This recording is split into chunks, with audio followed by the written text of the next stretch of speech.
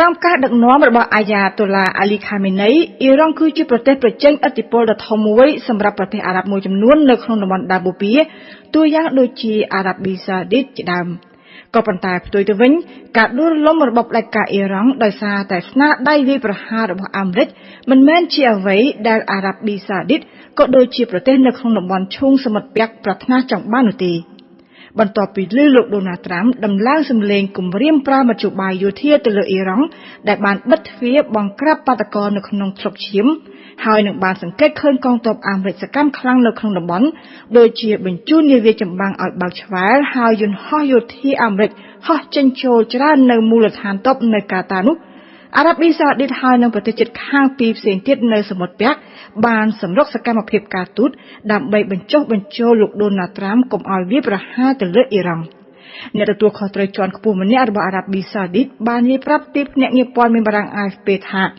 នៅយប់ថ្ងៃប្រហ័សទី15មករាប្រទេសអារ៉ាប់ចំនួន3គឺអារ៉ាប៊ីសាអូឌីតកាតាហើយនិងអូម៉ង់បានប្រឹងប្រែងសកម្មភាពការទូតខ្លាំងណាស់ដើម្បីបញ្ចុះបញ្ចូលលោកដូណាល់ត្រាំឲ្យទុកឱកាសឲ្យអ៊ីរ៉ង់បានកែខ្លួនបើតាមអ្នកទទួលខុសត្រូវរបស់អារ៉ាប៊ីសាអូឌីតដែលសុំមិនបញ្ចេញឈ្មោះនៅក្នុងកំណត់ទូតទៅកាន់ភាគីអាមេរិកប្រទេសទាំង3បានព្រមានពីផលវិបាកធ្ងន់ធ្ងរនៅក្នុងករណីដែលអាមេរិកបើកប្រតិបត្តិការយោធាវាយប្រហារទៅលើអ៊ីរ៉ង់សារជាថ្មីម្ដងទៀតគូបញ្ជាក់ថាខុសឆ្លាស់ពីការវាយប្រហាររបស់អាមេរិកកាលពីខែមិថុនាឆ្នាំមុនដែលធ្វើឡើងនៅក្នុងគោលដៅតែមួយគត់គឺបំផ្លាញទីតាំងនុយក្លេអ៊ែររបស់អ៊ីរ៉ង់នោះ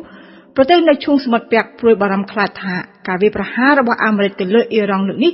ក្នុងគោលដៅផ្ដួលរំលំរបបផ្ដាច់ការអ៊ីស្លាមអ៊ីរ៉ង់គឺនឹងអាចទៅឆេះរាលដាលរុញច្រានតំបន់ដើមបូព៌ាទាំងមូលឲ្យធ្លាក់ទៅក្នុងភ្លើងសង្គ្រាមបើតាមអ្នកជំនាញអារ៉ាប៊ីសាអូឌីតកាតាហើយនិងអូម៉ង់សម្រាប់នយោបាយការទូតដើម្បីព្យាយាមបន្ថយកម្ដៅភាពតានតឹងរវាងអាមេរិកហើយនិងអ៊ីរ៉ង់នេះក៏ព្រោះតែហេតុផលសំខាន់មួយចំនួនហេតុផលទី1គឺខ្លាចការវាយប្រហារសងសឹករបស់អ៊ីរ៉ង់ទៅលើបណ្ដាប្រទេសអារ៉ាប់ដែលមានតាំងទីមូលដ្ឋានទ័ពអាមេរិកនៅពេលដែលអាមេរិកបញ្ជូនយន្តហោះទៅទម្លាក់គ្រាប់បែកលើទីតាំងនុយក្លេអ៊ែររបស់អ៊ីរ៉ង់គឺបានវាយបកសងសឹកនឹងអាមេរិកវិញតាមរយៈការបាញ់មីស៊ីលសម្ដៅទីតាំងយោធារបស់អាមេរិកនៅប្រទេសកាតា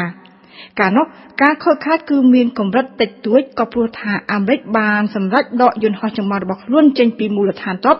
បន្ទាប់ពីអ៊ីរ៉ង់ផ្ទាល់បានជូនដំណឹងជាមុនពីការវាយប្រហាររបស់ខ្លួនក៏ប៉ុន្តែលើកនេះកាតាបារម្ភខ្លាចថានៅក្នុងករណីដែលអាមេរិកវាយប្រហារដើម្បីផ្ដួលរំលំរបបអ៊ីស្លាមអ៊ីរ៉ង់នោះអ៊ីរ៉ង់ពិតជាមិនអត់ឱនហើយក៏មិនជូនដំណឹងទុកជាមុនដែរដើម្បីទុកពេលឲ្យអាមេរិកអាចដកទ័ពហើយនឹងយន្តហោះចម្បាំងរបស់ខ្លួនចំពោះអារ៉ាប៊ីសាអូឌីតវិញខ្លាចថាការវាយប្រហាររបស់អាមេរិកដើម្បីទៅផ្ដួលរំលំរបបផ្ដាច់ការអ៊ីរ៉ង់នឹងអាចធ្វើអ៊ីរ៉ង់នេះផ្ទុះកំហឹងក្រពុលមុខវាយប្រហារសងសឹកនឹងប្រទេសដែលចងសម្ព័ន្ធយោធាជាមួយនឹងអាមេរិកអារ៉ាប៊ីសាអូឌីតនៅចាំបទពិសោធន៍កាលពីឆ្នាំ2019នៅពេលដែលអ៊ីរ៉ង់បាញ់មីស៊ីលសម្ដៅហេដ្ឋារចនាសម្ព័ន្ធប្រេងពីកន្លែងរបស់រីយ៉ាតអារ៉ាប៊ីសាអូឌីតពេលនោះគឺមិនបានទទួលការការពារពីអាមេរិកដែលជាសម្ព័ន្ធមិត្តឡើយអារ៉ាប៊ីសាអូឌីតមានហេដ្ឋារចនាសម្ព័ន្ធសំខាន់ៗដែលផុយស្រួយងាយនឹងរងការបំផ្លាញដោយមីស៊ីលរបស់អ៊ីរ៉ង់ដូចជារោងចក្រចម្រាញ់ទឹកសមុទ្រឬក៏រោងចក្រចម្រាញ់ប្រេងជាដើមដែលជាអាយុជីវិតដង្ហើមសេដ្ឋកិច្ចធំរបស់ប្រទេសដែលសម្បូរដោយវាលខ្សាច់មួយនេះដូច្នេះដើម្បីជៀសវាងខ្លាយជាគោលដៅសងសឹកដោយប្រការណាមួយពីសំណាក់អ៊ីរ៉ង់ប្រទេសនៅឈូងសមុទ្រពាក់បានប្រកាសមិនចូលខ្លួនពាក់ព័ន្ធទៅក្នុងចំនួនលើកនេះឡើយជាក់ស្ដែងអារ៉ាប៊ីសាអូឌីតបានបដិសេធមិនឲ្យអាមេរិកប្រើដែនអាកាសរបស់ខ្លួនចំណែកឯកាតាបានទាមទារកុំឲ្យកងទ័ពអាមេរិកប្រើមូលដ្ឋានទ័ពនៅក្នុងទឹកដីរបស់កាតាដើម្បីវាយប្រហារទៅលើអ៊ីរ៉ង់ហេតុផលទី2ដែលធ្វើឲ្យគេចង់បញ្ជៀសកុំឲ្យអាមេរិកហើយនិងអ៊ីរ៉ង់ផ្ទុះសង្គ្រាមដាក់គ្នាគឺហេតុផលសេដ្ឋកិច្ចសង្គ្រាមផ្ទុះឡើងនៅដើមបូព៌ានឹងទៅបង្អាក់រំខានមិនឲ្យគេចូលទៅទិញប្រេងដែលជាប្រភពចំណូលសំខាន់របស់អារ៉ាប៊ីសាអូឌីតអេមីរ៉ាតអារ៉ាប់រួមឬក៏កាតាជាដើមចិនហើយនិងឥណ្ឌាដែលជាអតិថិជនទិញប្រេងច្រើនជាងគេគឺនឹងអាចបែរទិសទៅទិញប្រភពថាមពលពីប្រទេសរុស្ស៊ីវិញក្រៅទៅពីហេតុផលសេដ្ឋកិច្ចហើយនិងភាពផុយស្រួយនៃហេដ្ឋារចនាសម្ព័ន្ធដែលអាចជាផ្ទាំងស៊ីបវាយប្រហាររបស់អ៊ីរ៉ង់ប្រទេសនៅឈូងសមុទ្រពាក់បារម្ភខ្លាចថាការដួលរំលំរបបផ្ដាច់ការអ៊ីស្លាមអ៊ីរ៉ង់នឹងអាចធ្វើឲ្យកើតរីកដុះដាលនៃចលនាប្រដាប់អាវុធនានាដែលមានអរិភាពគំរាមកំហែងស្ថិរភាពសន្តិសុខរបស់ប្រទេសអារ៉ាប់នៅក្នុងតំបន់សប្តាហ៍ថ្ងៃនេះ ក្រុមហ៊ូទីនៅយេម៉ែនក្រុមផ្ដាល់វត្តជាច្រើនផ្សេងទៀតនៅអ៊ីរ៉ាក់ស៊ីរីហើយនិងលីបង់គឺសុទ្ធតែមានរចនាសម្ព័ន្ធទទួលបានការគាំទ្រពីកងឆ្មាំបដិវត្តន៍អ៊ីរ៉ង់